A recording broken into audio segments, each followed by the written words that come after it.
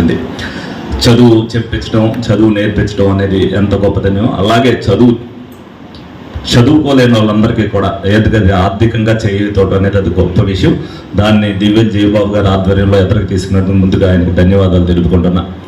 అనేక మందికి చదువుకోలేక అనేక కార్యక్రమాల్లోకి రాలేని పరిస్థితిలో కొంతమంది చదువుని 10వ తరగతి తర్వాత ఆపేయడం కూడా చాలా మందిని నేను, ఎందుకంటే రాజకీయంగా ఉంటాను కాబట్టి 10 మంది నా దగ్గరికి వస్తారు కాబట్టి నాకు ఎక్కువగా తెలుస్తుంది. డెఫినెట్గా ఒక చదువు విషయంలోనే కాదు, ప్రతి ఒక్కటి కూడా ఏదైతే ప్రజల్లో అనేక ఇబ్బందులు ఉంటాయి, ఎందుకంటే సేవకి ముందుంటారని వాళ్ళే చెప్పారు ఆదివాసులు, అది డెఫినెట్గా దాన్ని నేను కూడా అంగీకరిస్తాను. ఆ సేవాగుణంతోనే మరి పేరు ప్రఖ్యాతులు సంపాదించారు. రాజకీయంగానే పేరు ప్రఖ్యాతులు సంపాదించిన అవసరం లేదు. ఏదైతే వ్యాపారస్తులుగా కూడా మరి అంబికా కృష్ణ గారికి అంబికా కృష్ణ పేరు వచ్చిందంటే అంబికా రామచంద్రరావు గారు అంబికా సంస్థలు పెట్టబట్టి అంబికా కృష్ణ గారు అయ్యారు, కానీ లేకపోతే ఉత్తి కృష్ణ గారి కింద ఉండేవాడు. మరి అది కూడా మనం గుర్తించాలి. డెఫినెట్గా ఒక రాజకీయం అనేది పరిగెత్తగలిగినోడు పరిగెత్తగలిగిన అంబికా కృష్ణ గారు కామ్గా ఉండిపోయాడు.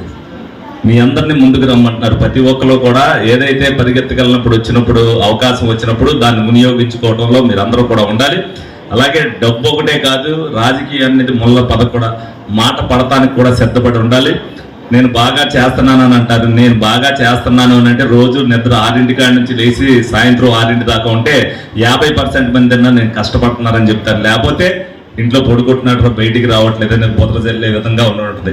నేను అందరికీ న్యాయం చేయలేకపోవచ్చు, కానీ నా నోటీసులోకి వచ్చిన ప్రతి ఒక్కరికి కూడా న్యాయం చేయడానికి నేను ప్రయత్నం చేస్తున్నాను. మీ అందరికి కూడా తెలియజేయడం జరుగుతుంది. నా చేతిలో ఏం మంత్రదండం ఉన్నదో ఒక్కసారి అందరికీ చేయడానికి డెఫినెట్గా ప్రతి ఒక్కరు కూడా ఇవాళ రాజకీయాల్లోకి రావాలని శ్రీరామ్మూర్తి గారు అన్నారు. నా ఉద్దేశం అయితే రాజకీయాల్లోకి రాకూడదని మీ అందరికి కూడా సలహా ఇస్తూ జరుగుతుంది. రాజకీయాలు అనేది రొచ్చి అయిపోయినది నేను చెప్పగలుగుతాను. డెఫినెట్గా ఇందులో రావాలి అని అంటే, రాణించాలి అని అంటే, ప్రజల మనసులో స్థానం సంపాదించాలి అని అంటే అనేక కష్టసాధ్యాలను ఎదుర్కోవాల్సిన బాధ్యత మీ అందరి మీద కూడా ఉంటుంది.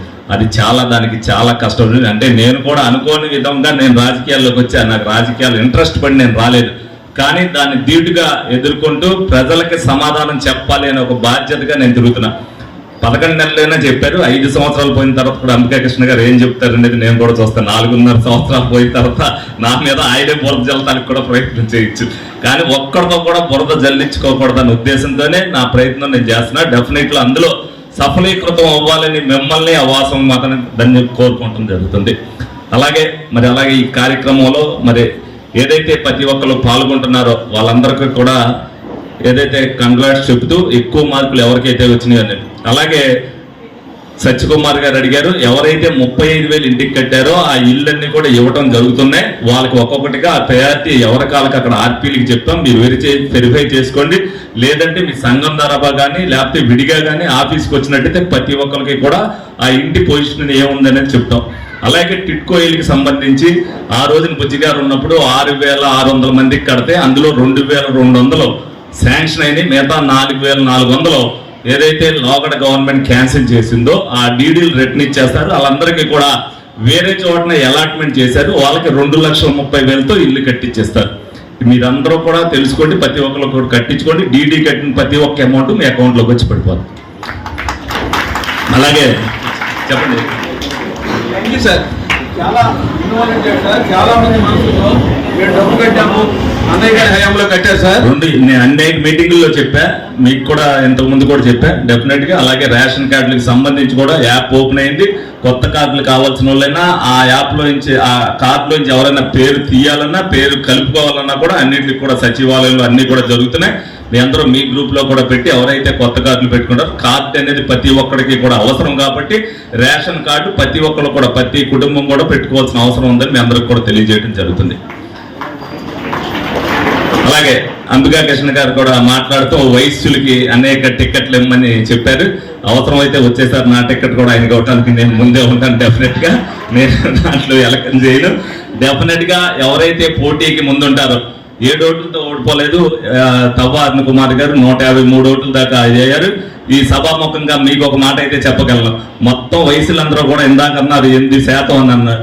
ఉన్న వార్డులో 100% మంది ఆవిడకి చేయకపోతే ఆవిడ ఓడిపోయిందని చెప్పి సభాముఖంగా మీ అందరికి కూడా చెప్తున్నాం. మరి మీరు తెలుసుకోవాలి, మీరు ఆ విధంగా ఆ రోజున చేసుంటే ఈ రోజున కార్పొరేటర్గా ఆవిడ కూర్చుని ఉండేది. అది వాస్తవా కాదనేది ఆవిడని అడగండి. ఎందుకంటే నేను ఒకళ్ళు విమర్శించట్లేదు, నేను ఎందుకంటే పార్టీలకు అతీతంగా ఆ రోజున కూడా నేను పార్టీలకు అతీతంగా చేయమని అడిగా. ఎందుకంటే ఒక మంచి పార్టీని గెలిపించాలి, ఒక మంచి సమాజాన్ని స్థాపించాలనే ఉద్దేశంతో ఏ పార్టీ అయినా సరే తప్పు చేస్తే నేనన్నా తెలుగుదేశం పార్టీలో ఉన్నా కూడా నేను పార్టీని నిలదీసి మాట్లాడగలిగే వ్యక్తిత్వం ఉన్నవాడిని. ఏ పార్టీ అయినా ప్రజలకి మేలు చేయాలనే ఉద్దేశంతోనే ఎదరగెళ్ళాలి. మా పార్టీ 4 పనులు చేయకపోవచ్చు, కానీ చేసిన 10 పనులు నేను చెప్పి సమాజంలో ఏదైతే ప్రజలకు సమాధానం చెప్పి నేను చెప్పగలను. ఏదైతే సూపర్ 6 ఇచ్చారో అందులో ఇంకా 2-3 చేయవలసి ఉన్నా కూడా ఏదైతే చంద్రబాబు నాయుడు గారు అన్నా క్యాంటీన్ విషయంలో కానీ, ఏదైతే రోడ్లకన్నీ కూడా గోతులు పూడ్చే విషయంలో కానీ, అభివృద్ధి విషయంలో ఎక్కడా కూడా వెనకం చేయకోకుండా మరి గ్యాస్ బండ్ ఇచ్చారు. ఏదైతే ఉన్నదో పెన్షన్ పెంచడం జరిగింది. పెన్షన్ అంత ఇవ్వటం అనేది జరిగేది కాదు. ఇదివరకు లోకల్ గవర్నమెంట్ లో కక్షపూరితంగా అనేక పెన్షన్లు రద్దు చేశారు. ఒక్క పెన్షన్ కూడా ఇప్పుడు ఏ గవర్నమెంట్ అయితే ఇస్తుందో ఆ గవర్నమెంట్ నుంచి ఒక్కరికి కూడా ఇచ్చేసే పని లేకుండా చేస్తున్నారు. ఏంటంటే గవర్నమెంట్ అనేది కామన్ మ్యాన్ కి న్యాయం జరగాలనేది ఆలోచిస్తున్నారు చంద్రబాబు నాయుడు గారు కానీ, పవన్ కళ్యాణ్ గారు కానీ. అలాగే ఇంటి విషయం వచ్చేసరికి లోగడ గవర్నమెంట్ లో ఒక్క ఇల్లు కూడా కట్ల. మేము వచ్చిన తర్వాత ఈ 11 నెలల్లో 1500 ఇల్లు కంప్లీట్ అవ్వడం జరిగినాయి.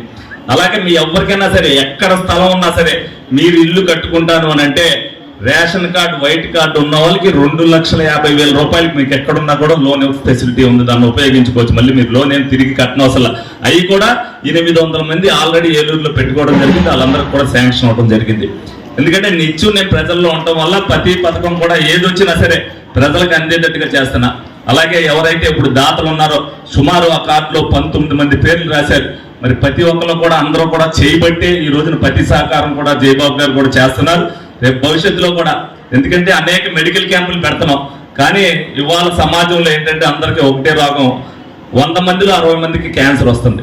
క్యాన్సర్కి ట్రీట్మెంట్ చేయించుకోవడానికి కష్టం అనుకుంటే క్యాన్సర్ మందులు కూడా కొనుక్కునే పరిస్థితులు అనేక మంది ఉంటున్నారు.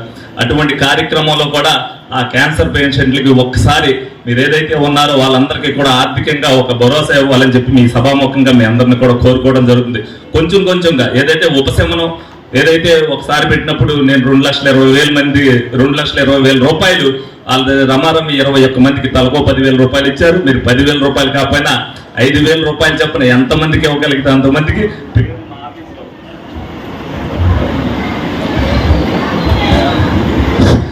పేర్లు మా ఆఫీస్లో నోట్ చేసి ఉంటాయి. ఎప్పుడైనా సరే నా ఆఫీస్కి వచ్చినప్పుడు వాళ్ళ పరిస్థితి ఏంటి, వాళ్ళు ఏ పని మీద వచ్చారు, ఏ ఇబ్బంది పడుతున్నారు అనేది రాస్తా. నాకు చేత కలిగిన సాయం నేను చాలా మందికి చేశా. జయబాబు గారిని కూడా నేను 3 ల్యాప్టాప్లు వాళ్ళతో వెళ్తూ ఇప్పించి ఒక ల్యాప్టాప్ మీరు కూడా ఇవ్వండి అంటే డెఫినెట్ గా పేద విద్యార్థి చదువుకునే వాళ్ళు మీరు ఐడెంటిఫై చేయండి ఇస్తానని చెప్పారు. ఆయన ఇస్తానన్నందుకు మేము కూడా ఈ సభాముఖంగా ఆయనకి ధన్యవాదాలు తెలుపుకుంటున్నా.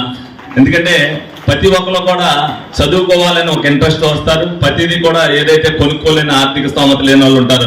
అంటే దాంట్లో నుంచి చూసే రావచ్చు. అనేక మంది అనేక దానికి ఒక్కొక్కరికి ఒక్కొక్కటి అవసరం అవుద్ది. నేను కూడా నా కండవాళ్ళు శాలవాళ్ళు వద్దని పుస్తకాలే తీసుకుని నేను 8 స్కూళ్ళకి నేను పుస్తకాలు పంచిపెట్టినా ఇవాళకి కూడా నా దగ్గర ఉన్న పుస్తకాలు అవ్వాలి. ఇంకా నేను ఆఫీస్కి వచ్చే వాళ్ళకి ఆ పుస్తకాలు ఇస్తానే ఉన్నా. ఏ కార్యక్రమం జరిగినా పుస్తకాలు పెళ్ళే తెచ్చిమ్మంటున్నా. ఎందుకంటే అవన్నీ కూడా పాడయ్యేవి కాదు. ఈ సంవత్సరం కాకపోతే వచ్చే సంవత్సరం అయినా ఇవ్వచ్చు. ప్రతిదీ కూడా ఏదైనా కార్యక్రమం చేసేటప్పుడు డెఫినెట్ గా ఆ కార్యక్రమంలో ప్రజలకు ఉపయోగపడే వస్తువులు ఇస్తే మనకందరికీ కూడా ఉంటది. అన్నదానాలు అనేక మంది, ఎందుకంటే నేను చాలా మంది మీరందరూ అంటారు 10 మందికి భోజనం పెట్టారు. వాళ్ళ భోజనం పెడతానికి అనేక మంది, ఎందుకంటే ప్రతి గుళ్ళో భోజనం పెడతానే ఉన్నారు. అన్నా క్యాంటీన్లు వచ్చినాయి. ఏదైనా కార్యక్రమం నిర్వహించారంటే భోజనాలు పెడుతున్నారు. ప్రతి ఒక్కటి కూడా భోజనాలు అనేది అనేక మంది పెడుతున్నారు. కానీ మిగతా కార్యక్రమాలు చేయడంలో ముందుండట్లేదు. కాబట్టి ఆ మిగతా కార్యక్రమాల్లో మీరు ఏదైతే బాగుంటుందో ఇది ప్రజలకు చేయూతనిస్తుంది అనుకుంటారో ఆ కార్యక్రమాల్లోకి మీరు రావాలని చెప్పి మీ అందరిని కూడా కోరుకోవడం జరుగుతుంది. అలాగే రోడ్డుకి సంబంధించి అడిగారు. ఏదైతే ఈ రోడ్డు డెఫినెట్ గా మేయర్ గారిని కోరుతున్నాం, చూసి దాన్ని ఇమీడియట్ గా ఇవ్వాల్సి వస్తే డెఫినెట్ గా మీకు నెక్స్ట్ దాంట్లో వచ్చే బడ్జెట్ లో మీకు